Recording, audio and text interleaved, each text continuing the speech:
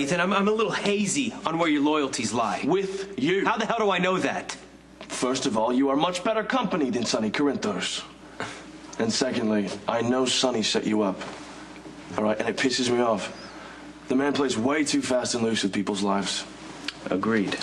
And lastly, Sonny has no interest in paying me for my services. You do. And I fully intend to support you whenever you need me, although I would prefer to not find myself in the midst of a firefight. So if you're not going to have my back in a gunfight, what the hell do I need to keep you around for? Look, I'm the guy who makes sure you have the confidence and the know-how to deal with a grief-stricken, not-so-stable Santos Lopez. Lopez likes my work. He's made that very clear. He likes me. Right, past tense. Santos knows he didn't put the bomb in my car. I also told Santos that I know it was Sonny. I had no reason to retaliate. Okay, so where do we go from here? I set up a meeting with Santos. Discussed two things. One, that I know Sonny was pulling the strings the whole time. Two, how we deal with Sonny from now on. That's assuming Santos is a rational person and he's not going to shoot first and ask questions later. One of the Lopez brothers turned up dead. The cops are questioning Johnny, but he says Dad's the... Wait, you can't be anywhere near this. What if Johnny convinces Santos this is a setup and then Dad Your becomes dad can handle this. He's been dealing with guys like the Lopez brothers for years. No, most of the time he had to use his back. You can't get involved in this. You would be protecting him. You weren't stuck in here because of me.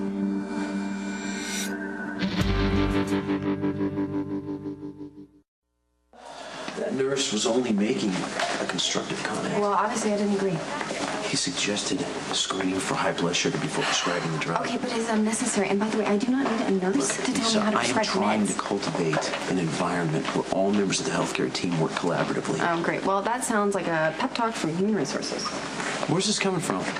You know, that's a good question because you had no problem with my work before we slept together. Are you serious? Yeah. Because I'm feeling like I'm being targeted because I have no interest in another round of That mattress is tag. not true. Okay, you know what? You might want to be careful the next time you decide to single me out for a pointless reprimand. Because I can, and I will, file a sexual harassment suit. Patrick! Steve and I were talking about his utopian vision of healthcare, and in the great new spirit of collaboration, I have a case that I could use a consult on. Sure. Thanks.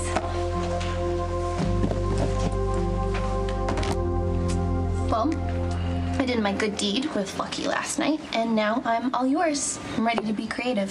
Nicey. You don't need to try so hard, okay?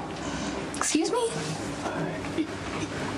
Okay, you've been bouncing around like a pinball ever since you broke up with Spinelli, and you almost married the guy, like 5 minutes ago? Yeah, and the reason it was almost is because Spinelli realized that I was going to go through with it because I thought it's what he wanted. I was going to marry him out of... Gratitude?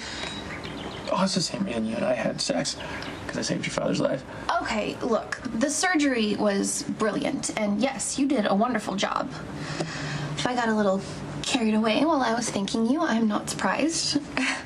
But if you didn't want to have sex with me, you could have just told me to leave you alone.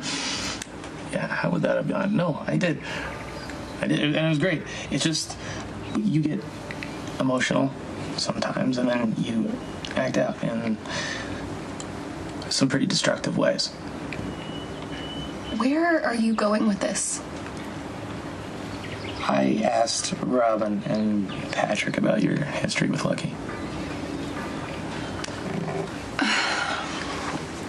Lucky was addicted to pain pills, and we were on a downward spiral. I was in a crazy place where I was desperate to hold on to him, but we have moved past that. We're friends now. Okay, just unusual grounds for a friendship. What is your point? You don't know what you want right now or who you want, and maybe Lucky is not the best person for you to be hanging out with right now. Wow. I actually don't need approval on who I'm friends with, and you had no right asking Robin and Patrick about my past with Lucky. Alrighty. Thanks, Mike. All right, enjoy. Thank you. Bye-bye. See ya. Fate must be smiling on me. Cup of coffee? Yeah, thanks. Be back at the hospital. Why are you trying so hard to avoid me? Introducing the face of Cartullo Couture, Brenda Barrett. Thank you. I am incredibly honored to be able to represent Cartullo. Their incredible designs and their social conscience, I believe, have put them at the top of the fashion world and make them a model for the industry. They have also graciously agreed to support a charity that is incredibly dear to my heart. It is the Alliance to Save Exploited Children all over the world. Czy pani widziała, kto panią zaatakował wczoraj wieczorem? Miss Brenda, is it true that someone attacked you last night at the benefit party? No, I was in no danger last night. I'm incredibly excited to talk about Cartullo and their connection with ASAC. We, together, are going to raise awareness for children who have no voice of their own. You know what? I really need to get back to work, so. Okay, you know what? It's uncanny. We've been living under the same roof, and you pretend like you've never even seen me. We keep different hours. No, not really. You know, ever since Tracy insisted on nursing me back to health, I've been seeing you coming and going pretty consistently. Really? Okay, well, I'm sorry, I didn't notice. Oh, no, but I've caught your eye. Well, at least once, and you scurried away. Well, I will be sure to say hello next time, okay? Honestly, I'm getting a complex. Oh, Ethan, I'm sure you'll recover. Okay, can you just get a hint?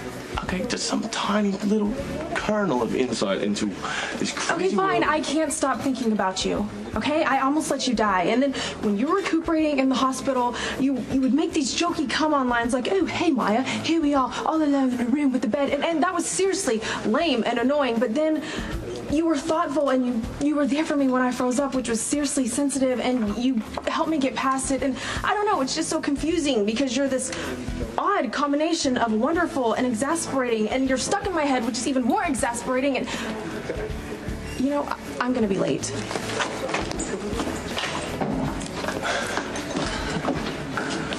I do realize that my relationship with Lucky is unconventional and twisted and dysfunctional, but that is why I think I'm the perfect person to give him advice. We've seen the worst in each other. We don't judge. Anything is better than the gutter you were in. Exactly. I mean, Spinelli is the first guy who loved me for exactly who I was. And he made me want to be a better person. I became that better person, partly. But I love Spinelli, I'm just not in love with him. Are you sure it's over? And you don't want to just use someone like me, for example, to win him back? Okay, yeah, I was trying to do that, but then I realized I'm not ever going to be able to love Spinelli the way he loves me. So, here I am with you, and I think you're amazing and sexy. And I don't know, we could probably have something pretty fabulous. If I hadn't saved your father's life, would you be sitting across the table from me, saying these things?